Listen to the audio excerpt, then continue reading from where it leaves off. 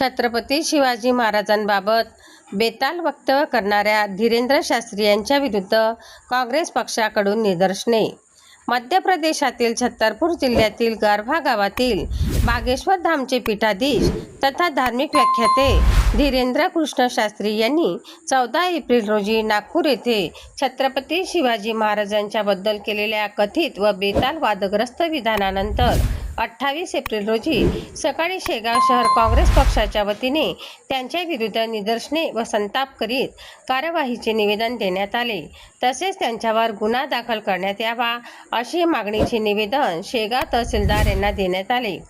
छत्रपती शिवाजी महाराज अखंड महाराष्ट्राचे दैवत असून थोर महापुरुषांबद्दल अशा प्रकारचे अपमानास्पद वक्तव्य करणाऱ्यांवर कठोर कारवाई व्हावी, ज्यामुळे परत कोणी अशी महाराष्ट्रातील महान व्यक्तींविषयी अभद्र टिप्पणी करण्याची हिंमत करू शकणार नाही, असे निवेदनात नमूद करण्यात आलेले आहे।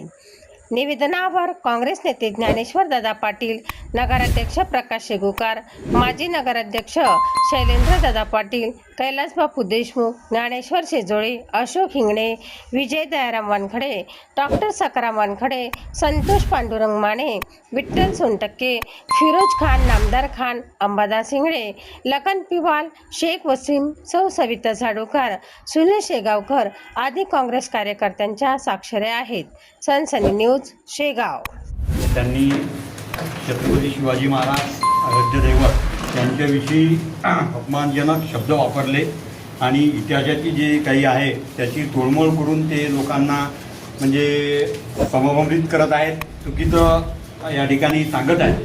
त्याबद्दल यांच्यावरती निश्चित रूपे कारवाई झाली पाहिजे, कारण ते महाराष्ट्राचं आराध्य दैवत आहे। चुकीचा इतिहास या ठिकाणी सांगितला गेला नाही पाहिजे। चुकीच्या इतिहासामुळे समाजामध्ये चुकीच्या गोष्टी पसरून लोकांचे मनं विचलित करून आणि या महाराष्ट्राचं जे वातावरण आहे हे खराब करण्याचं हे काम नेहमीच करत असतात। तर आपण आपल्यामार्फत हे सन्मान्य देशाचे जे गृहमंत्री आहेत, मुख्यमंत्री आहेत, त्यांना हे पाठवून यांच्यावर सक्तीची कारवाई झाली पाहिजे आणि भविष्यात यांनी अशा प्रकारचं कुठलंही बेताल वक्तव्य केलं नाही पाहिजे, अशा प्रकारचं आमचं आजचं नियोजन आहे।